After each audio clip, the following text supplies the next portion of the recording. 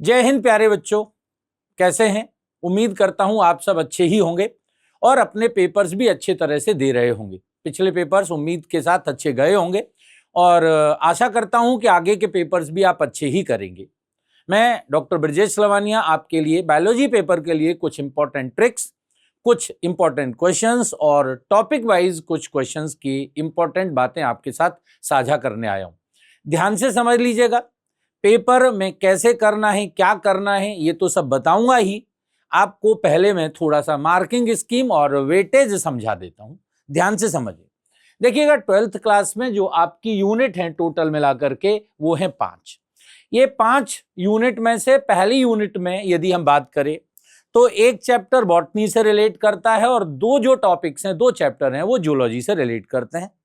लगभग 16 question 16 number के questions इस टॉपिक से पूछे जाने हैं, जिसमें से ये जो 4 टॉपिक्स हैं, इन टॉपिक्स में हम सब डिवाइड करें तो लगभग 5 मार्क का क्वेश्चन हर एक से पूछे जाने की उम्मीद है।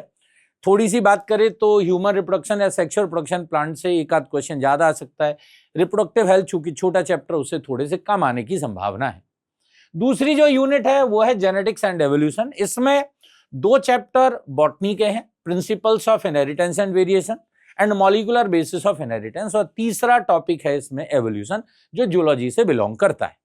अब इसमें भी लगभग 16 मार्क्स के क्वेश्चंस आपसे पूछे जाने हैं।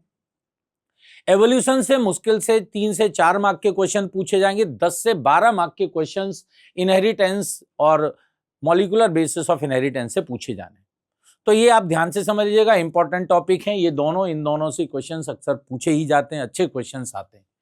अगली यूनिट में बात करें तो बायोटेक्नोलॉजी। इसमें दोनों ही चैप्टर्स आपने जूलॉजी पोर्शन में पढ़े हुए हैं। बायोटेक्नोलॉजी के प्रिंसिपल एंड प्रोसेसेस और बायोटेक्नोलॉजी एंड एप्लीकेशन, इस यूनिट से लगभग 12 मार्क्स के क्वेश्चंस आपसे पूछे जा रहे हैं। आगे बात करता हूं तो अगली और फाइनल यूनिट है इकोलॉजी। इस इकोलॉजी के सारे चैप्टर्स आप बॉटनी वाले पार्ट में पढ़ते हैं।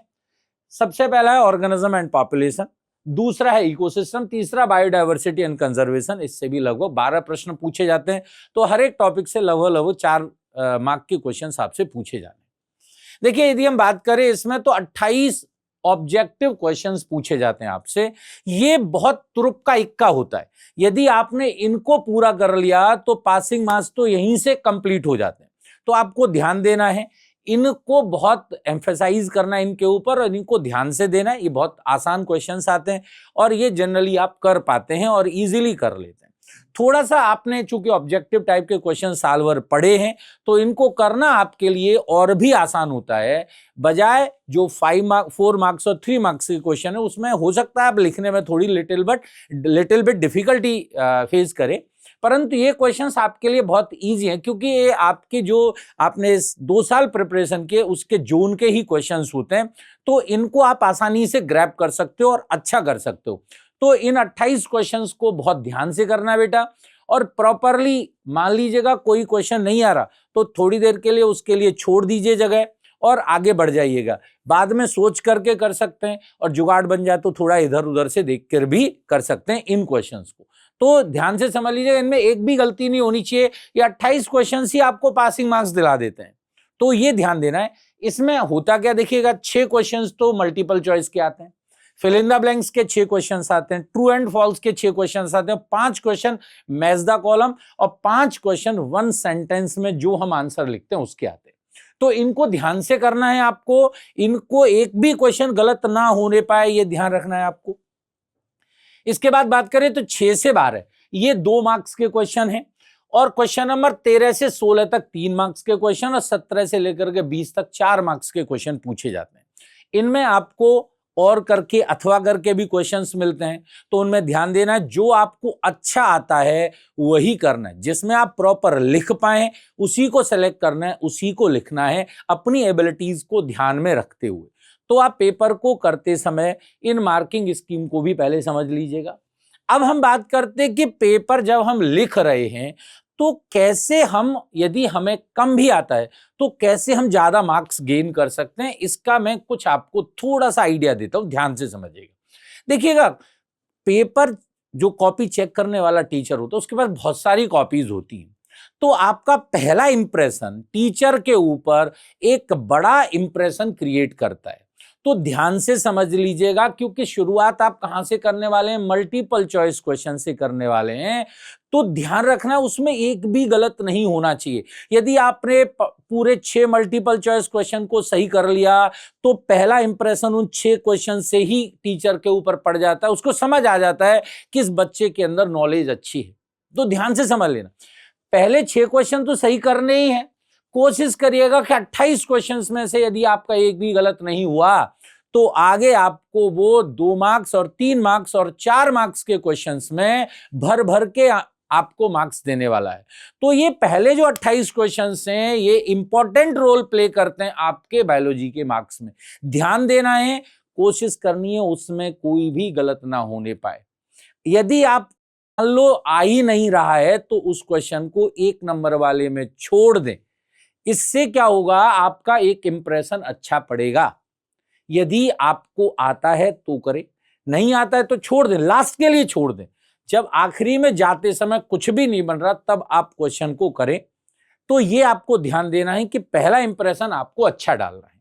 अब देखिएगा, बात करता हूं मैं इसमें, तो मैं इसमें कुछ आपको इंपॉर्टेंट सेलेक्टेड क्वेश्चंस लेकर के आया हूं जो मुझे लगता है कि इस बार के आपके पेपर में अच्छा एक आपको इंप्रेशन देंगे, अच्छा एक आपको देंगे कि ये क्वेश्चंस आ सकते हैं। यदि ये क्वेश्चंस आपने तैयार कर लीजिएगा तो इन क्वेश्चन से आप काफी सारे क्वेश्चंस हल कर पाएंगे, ऐसा मेरा मानना है।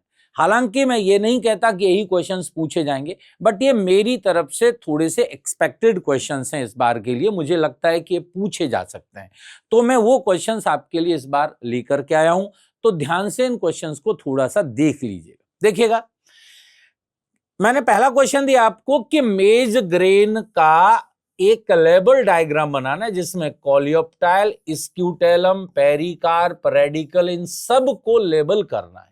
लेबलिंग वाले क्वेश्चंस को विशेष ध्यान से समझिएगा। बहुत अच्छा डायग्राम नहीं है, कोई परेशानी की बात नहीं है। आपको ध्यान देना है कि उस पर लेबलिंग बहुत प्रॉपर होनी चाहिए, समझ गए ना। कोशिश करें नीट एंड क्लीन डायग्राम हो, रगड़म पट्टी घसड़म पट्टी ना हो, यहां से वहां से एरो एक दूसरे से कटे नहीं होने चाहिए। एक तरफ आपने कोई एरो बना रखा है, उसकी लेबलिंग को कोई दूसरा एरो काटना नहीं चाहिए, ये अच्छा इंप्रेशन क्रिएट नहीं करता। तो लेबल वाले डायग्राम में विशेष रूप से आपको ये ध्यान देनी है। बात करते हैं तो देखिए, दूसरा क्वेश्चन इसमें थोड़ा सा जियोलॉजी वाले पार्ट से है। आपको लेबल डायग्राम बनाना है स्पर्म यानी ओवम का। स्पर्म और ओवम में से किसी का भी आप बना सकते हैं, दोनों का आप प्रैक्टिस कर लीजिएगा, क्वेश्चन आने के चांसेस हैं। लेवलिंग बहुत प्रॉपर रखनी है नीट एंड क्लीन डायग्राम में। यदि हम बात करें तो अगला क्वेश्चन है dominance using the monohybrid cross. आपको लॉ ऑफ डोमिनेंस को एक्सप्लेन करना है। तो कैसे करेंगे, पहले मोनोहाइब्रिड क्रॉस बनाइएगा और मोनोहाइब्रिड क्रॉस के बेसिस पर मेंडल ने बोलिएगा कि 2 लॉज बनाए थे। उन 2 लॉज में से पहला लॉ ऑफ डोमिनेंस है, उसके अकॉर्डिंगली 3 बातें बोली गई हैं। उन तीनों बातों को एक एक करके लिखना है, ध्यान से समझिए। आगे बात करते हैं इसमें, तो दूसरा क्वेश्चन है मेरी तरफ से कि रेजिस्टेंस, कैसे एंटीबायोटिक रेजिस्टेंस डेवलप करते हैं बैक्टीरिया। ये डार्विनियन सिलेक्शन थ्योरी जो होती है, जो एवोल्यूशन में पढ़ाई जाती है, वहां से आपको रिलेट करके बताना है। सीवेज क्या होता है और सीवेज हमारे लिए कैसे हार्मफुल है और सीवेज को हम कैसे ट्रीट कर सकते हैं, सीवेज को कैसे आसानी से हम डिस्पोज कर सकते हैं, उसके बारे में क्वेश्चन पूछा जा सकता है। बात करेंगे तो कैंसरस सेल को हम नॉर्मल सेल से कैसे डिफरेंशिएट कर सकते हैं, ये आप देख लीजिएगा। Describe the structure of antibody with the label diagram. वो वाई शेप का जो एंटीबॉडी होता है उसका लेबल डायग्राम आने के चांसेस हैं। आगे बात करते हैं तो बायो एक्टिव सब्सटेंस जो स्ट्रेप्टोकोकस, मोनोएकस और ट्राइकोडर्म जो प्रोड्यूस करते हैं, इनके एक्टिव सब्सटेंस जिनसे ये डिजीज कॉज करते हैं या जो सब्सटेंसेस इनसे निकलते हैं एक्टिव सब्सटेंस, उनको बता। आप बात करेंगे ट्रिपल फ्यूजन की। फर्टिलाइजेशन प्रोसेस में डबल फर्टिलाइजेशन पूरा ही इंपॉर्टेंट है। सिनगैमी ट्रिपल फ्यूजन को अलग अलग पूछ सकता है, दोनों को मिलाकर के पूछ सकता है, बहुत इंपॉर्टेंट है। यूजुअली ऑल्टरनेटिव ईयर्स में आता ही है ये क्वेश्चन, तो ध्यान से समझिए, इस पे पूछे जाने की संभावनाएं काफी ज्यादा है। आगे बात करते हैं तो पार्चुरेशन के ऊपर क्वेश्चन पूछा जा सकता है, जो हार्मोन्स उसमें रोल प्ले करते हैं उनके ऊपर प्रश्न पूछा जा सकता है, तो ध्यान से समझ लीजिएगा। पेडिग्री एनालिसिस पे क्वेश्चन आएगा, उसकी यूटिलिटी पे क्वेश्चन आएगा। भाई पेडिग्री एनालिसिस क्या होता है ये तो आप बता ही दोगे, लेकिन पेडिग्री एनालिसिस की जो यूटिलिटी है उन पे प्रश्न पूछा जा सकता है कि पेडिग्री एनालिसिस कब करवाई जाती है, क्यों करवाई जाती है, उसके क्या क्या यूजेस हैं, ये पूछे जा सकते हैं। आगे बात करेंगे तो एंटीबायोटिक्स को आप बता सकते हैं, एंटीबायोटिक के ऊपर प्रश्न पूछा जा सकता है। डीएनए एप्लीकेशन को पूरा पढ़ लीजिएगा, लीडिंग और लैगिंग स्ट्रैंड्स में डिफरेंसेस पर भी क्वेश्चन पूछे जा सकते हैं। यह भी पूछा जा सकता है कि दूसरा जो स्ट्रैंड है लैगिंग स्ट्रैंड, वो डिसकंटिन्यूअस फॉर्म में ही क्यों बनता है, यह भी एक क्वेश्चन पूछा जा सकता है। तो इसमें यहां पर कई सारे क्वेश्चंस का समावेश है, इसमें पूछे जा सकते हैं। अब बात करेंगे इसमें कि जो माइक्रोब्स मेटाबॉलिज्म के दौरान गैसेस रिलीज करते हैं उनके एग्जांपल्स पूछे जा सकते हैं, उस पे क्वेश्चन आ सकता है। प्लाज्मोडियम की लाइफ साइकिल डायग्राम के साथ पूछी जा सकती है। बायोगैस प्लांट का एक नीट डायग्राम पूछा जा सकता है जिसकी लेबलिंग कराई जा सकती है। इंपॉर्टेंस क्या है एपोमिक्सिस की, एपोमिक्सिस मिमिक्री करता है सेक्सुअल रिप्रोडक्शन की, बिना फर्टिलाइजेशन के सीड प्रोड्यूस होना, इसे क्या बोलते हैं हम, इसे बोलते हैं एपोमिक्सिस। इसके टाइप्स पूछे जा सकते हैं, ध्यान से समझ लीजिएगा, और इसकी इंपॉर्टेंसेस पूछे जा सकती हैं, और इसकी जो जीन्स डिस्कवर की गई हैं उनकी इंपॉर्टेंसेस पूछी जा सकती है। ध्यान से समझ लीजिएगा, ये लास्ट में एपोमिक्सिस बताया है, बहुत इंपॉर्टेंट है, क्वेश्चन पूछा जा सकता है। आगे बात करें तो प्लेसेंटा और उसके जो रोल हैं उनके ऊपर प्रश्न आ सकता है। यदि हम बात करें तो सेक्स डिटर्मिनेशन ह्यूमन बीइंग में कैसे होता है, क्रोमोसोमल सेक्स डिटर्मिनेशन है, ऑटोसोम एलोसोम के रोल को बताते हुए इसमें सेक्स डिटर्मिनेशन को पूछा जा सकता है। वो होमोलॉगस और एनालॉगस ऑर्गन अक्सर पूछे जाने वाला क्वेश्चन है, आता ही आता है, इंपॉर्टेंट है। दोनों को विद एग्जाम्पल, दो दो तीन तीन एग्जाम्पल याद रखें, कई बार तो सिर्फ एग्जाम्पल पूछ लेता है, आपसे क्वेश्चन पूछा जा सकता है, इनके डिफरेंसेस पूछे जा सकते हैं। आगे बात करते हैं एडेप्टिव रेडिएशन, बहुत इंपॉर्टेंट, हर ऑल्टरनेटिव ईयर में पूछे जाने वाला क्वेश्चन है, एडेप्टिव रेडिएशन पूछा जा सकता है। इन्नेट और एक्वायर्ड इम्यूनिटी में डिफरेंसेस और इनके बारे में पूछे जाने की संभावना है, ध्यान से समझ लीजिए। आगे बात करते हैं तो शॉर्ट में माइक्रोब्स को जो बायो फर्टिलाइजर के रूप में यूज किया जाता है, one of the important question है, क्वेश्चन पूछे जाने की संभावना है बायो फर्टिलाइजर, ध्यान से कर लीजिएगा। बी और टी लिम्फोसाइट के डिफरेंसेस, इनकी इम्यूनिटी में रोल, इनको आप अच्छे से पढ़ लीजिएगा, इनके ऊपर क्वेश्चन आने की चांसेस हैं। आगे बात करते तो सीवेज ट्रीटमेंट, मैंने बताया था नेचुरल सोर्सेज से जो जिनका कंटामिनेशन हो रहा है उसको कैसे दूर किया जा सकता है, इसके ऊपर क्वेश्चन आने के चांसेस हैं। एक नीट लेबल्ड डायग्राम बनाना है आपको टिपिकल एंजियोस्पर्म के ओव्यूल का। इसमें दो प्रकार के क्वेश्चन आ सकते हैं, अनफर्टिलाइज्ड ओव्यूल का भी डायग्राम बना सकता है और फर्टिलाइज्ड ओव्यूल का भी बना सकता है। तो आपको बस ध्यान देना है, अनफर्टिलाइज्ड और फर्टिलाइज्ड ओव्यूल में बेसिक डिफरेंस सिर्फ एम्ब्रियो सैक के अंदर आएगा। एम्ब्रियो सैक में अनफर्टिलाइज्ड ओव्यूल है तो उसमें एग दिखेगा, एंटीपोडल, सिनर्जिड और जो पोलर न्यूक्लियाई हैं वो दिखेंगे। और यदि वो पूछेगा कि फर्टिलाइज्ड ओव्यूल का, तो डीजेनरेटिंग सिनर्जिड दिखा दीजिएगा, एंटीपोडल को डीजेनरेटिंग दिखा दीजिएगा, और एग के जगह पर क्या हो जाएगा, जाइगोट, और पोलर न्यूक्लियाई जगह पर क्या हो जाएगा, प्राइमरी एंडोस्पर्म न्यूक्लियस। ये बेसिक डिफरेंसेस होते हैं। आगे बात करते हैं इसमें तो कोडोमिनेंस, इनकम्प्लीट डोमिनेंस, दोनों के ऊपर क्वेश्चन पूछे जा सकते हैं। हालांकि इसमें मैं एक और ऐड कर दूं, प्लियोट्रॉपी और मल्टीपल एलिलिज्म को भी ध्यान से पढ़ लीजिए, इन चारों में से एक तो आना ही है। प्लियोट्रॉपी उसके एग्जाम्पल, मल्टीपल एलिलिज्म उसका एग्जाम्पल, कोडोमिनेंस और इनकम्प्लीट डोमिनेंस, इनको एग्जाम्पल के साथ पढ़ लीजिएगा, क्वेश्चन आने के चांसेस हैं। पीसीआर टेक्निक अक्सर क्वेश्चन पूछा जाता है, पीसीआर टेक्निक के तीनों स्टेप्स और उसके अंदर जो जो रोल हैं एंजाइम के वो भी लिखने हैं, वो लेबल डायग्राम के साथ लिखिएगा। आपको स्टेप्स को टुकड़ों में तोड़ के लिखिएगा, पहला स्टेप, दूसरा स्टेप, डीनेचुरेशन, रीनेचुरेशन और एक्सटेंशन, और एक एक करके प्रॉपरली उनको डिफाइन करके लेवल डायग्राम के साथ बताइए। आगे क्वेश्चन पूछा जा सकता है आपसे, एडवांटेज और डिसएडवांटेज किसके, जेनेटिकली मॉडिफाइड क्रॉप्स के। ये अच्छा क्वेश्चन है, पूछा जा सकता है। जेनेटिक मॉडिफाइड जो क्रॉप होती हैं, जो बायोटेक्नोलॉजी में हम पढ़ते हैं, उनके क्या इंपॉर्टेंसेस हैं, ये क्वेश्चन आपसे पूछा जा सकता है। आगे बात करें तो इकोलॉजिकल पिरामिड क्वेश्चन आना ही है, लिख लीजिएगा, ऑल्टरनेटिव ईयर में पूछा ही जाता है। पिरामिड क्या होते हैं, कितने टाइप के होते हैं, शेप्स ऑफ पिरामिड, एनर्जी का पिरामिड, कौन सा पिरामिड ऐसा जो हमेशा अपराइट होता है, ये बहुत सारे क्वेश्चन यहाँ से एक एक नंबर में भी आ सकते हैं, दो दो नंबर और तीन तीन नंबर और 4 नंबर में भी पूरा क्यूमुलेटिव क्वेश्चन पूछा जा सकता है। oogenesis पढ़ लीजिएगा, oogenesis में कौन कौन से हार्मोन इन्वॉल्व हैं पढ़ लीजिएगा। NEET level diagram 7 celled 8 nucleated female gametophyte, देखिएगा जो ओव्यूल का जो स्ट्रक्चर आपने पढ़ा उसी में ये आ जाएगा। तो इसमें 7 सेल्ड 8 न्यूक्लिएटेड यानी अनफर्टिलाइज्ड ओव्यूल के अंदर जो एम्ब्रियो सैक आपने बनाया उसी का लेवल डायग्राम पूछा जा सकता है। इंडस्ट्रियल मेलानिज्म बहुत इंपॉर्टेंट क्वेश्चन है, अक्सर आता है, क्वेश्चन पूछा जाता है किसमें, एवोल्यूशन में, इसको ध्यान से समझ लीजिएगा। बायोरिएक्टर और डाउनस्ट्रीम प्रोसेसिंग में से एक क्वेश्चन पूछा ही जाता है, आता है अक्सर।